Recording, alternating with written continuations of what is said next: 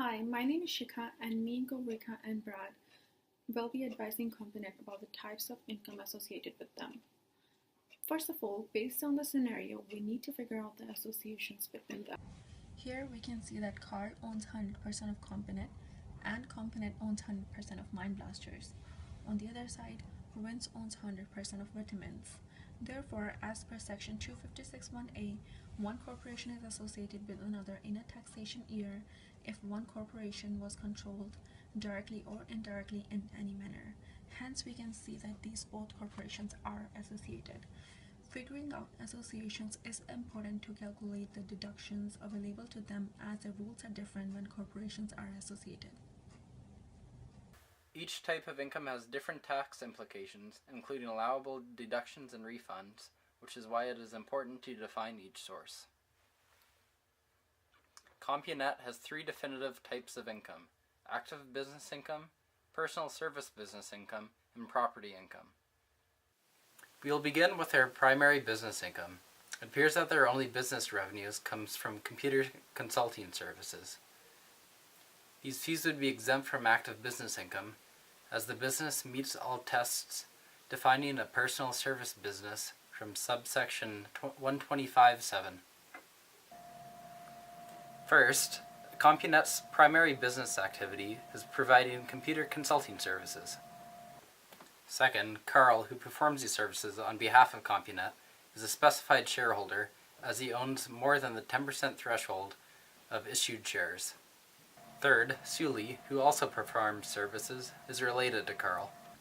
4. Both Carl and Sully would be considered employees of Vitamins Inc., but only for the existence of CompuNet. 5. CompuNet does not employ more than 5 full-time employees. And 6. CompuNet and Vitamins Inc. are not associated corporations.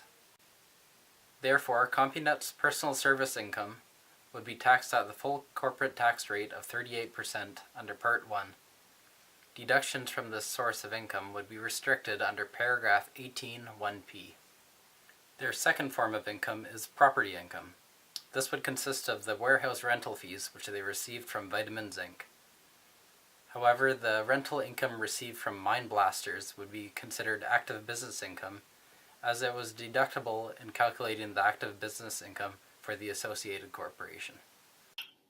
Component has rented one half of the warehouse to Whitman's Incorporation, and the rental income earned by Component will be treated as property income. The other half of the warehouse that is rented to Mind Blasters will be treated differently because they both are Component and Mind Blasters are associated with one another. Rent received from Mind Blasters is deemed to be active business income as per subsection 129(6), because rent is deductible in computing the active business income of associated corporations, which in this case is Component and Mind Blasters. Property income is also taxed at the full corporate tax rate, although it is also subject to an additional refundable tax of 6 2/3%, which is on all investment income. This refundable Part 1 tax is added to their RFDOH amount, which the company is reimbursed for once they issue dividends on that income. Since the majority of the corporation's income falls under personal service business income or property income, the active business income figure will be very small. This means that there will be very little income eligible for the 17.5% small business deduction. Any active business income not receiving the small business deduction will have to pay the full corporate tax rate of 38%. The active business income is eligible for the small business deduction as per subsection 125(1) to the extent of the proportion of the 500,000 business limit, which has to be shared between Mind Blaster and Component because they both are associated. The active business income in excess of Component's allocation of the business limit is taxed at full corporate tax rate. The small business deduction is calculated as the least amount of 3 different formulas, which are based on active business income, taxable income, and the business limit. In CompuNet's case, the amount of income eligible for the small business deduction will certainly be based off of the active business income amount, since the amount is so small. However, the business limit formula would be important to know in tax planning procedures. Carl and his 2 associated corporations may have different cash needs.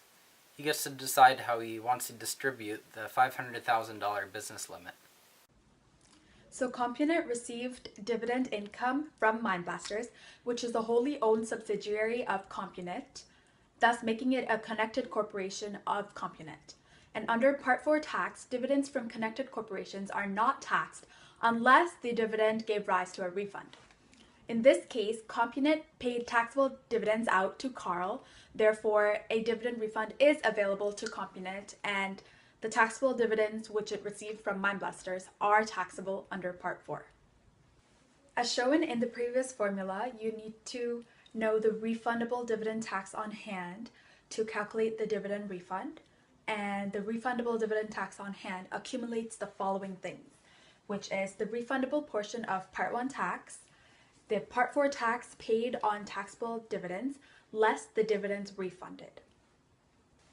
So Compunit paid out taxable dividends to Carl, which enables them to get a dividend refund, which is calculated by this formula, which is the lesser of 138.33% of all taxable dividends paid in the current year, or the corporation's refundable dividend tax on hand at the end of the year.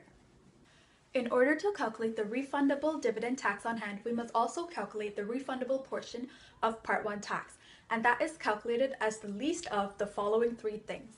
The first one is 30 2/3% times the aggregate investment income less the non-business foreign tax credit minus 9 1/3% times the foreign investment income. The second one is 30 2/3% times the taxable income less the total of the amount eligible for the small business deduction, 100 divided by 38.67 times the non-business foreign tax credit, and 4 times the business foreign tax credit. And the third is Part 1 tax.